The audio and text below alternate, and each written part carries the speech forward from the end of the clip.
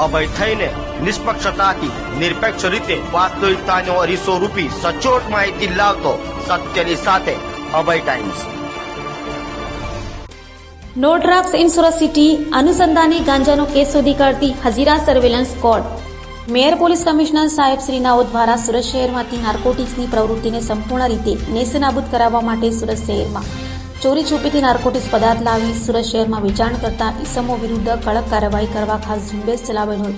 જે સંબંધે મેયર સંયુક્ત પોલીસ કમિશનર સાહેબ શ્રી સેક્ટર 2 તથા મેયર નાયબ પોલીસ કમિશનર સાહેબ શ્રી ઝોન 6 સુરત શહેર તથા મેયર મદદનીશ પોલીસ કમિશનર સાહેબ શ્રી જે ડિવિઝન નાઓની સૂચના આધારે પોલીસ ઇન્સ્પેક્ટર એલ પરમાર નાઓની સૂચના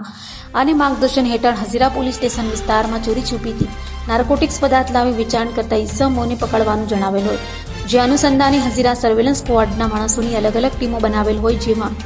અનારનો police constable Ajaybhai Bhaijibhai number 3979 નાઓની બાતમી હકીકતના આધારે મોરા ગામ ખાતે આવેલ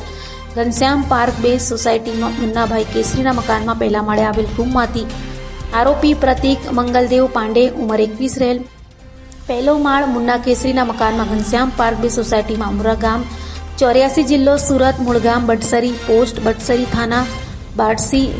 બલિયાનાઓની પાસેથી માદક પદાર્થ ગાંજો જેનું વજન 0.740 કિલોગ્રામ, જેની કુલ કિંમત 7,400 તથા મોબાઈલ ફોન નંગ 1 કિંમત ₹7,000 તથા ભૂરા કલરની બેગ નંગ 1 કિંમત ₹250 તથા આધાર કાર્ડ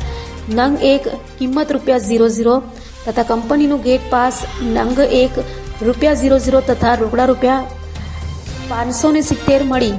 કુલ ₹15,220ની મત્તાના મુદ્દામાલ સાથે પકડી પાડી પ્રશંસનીય કામગીરી કરેલ છે।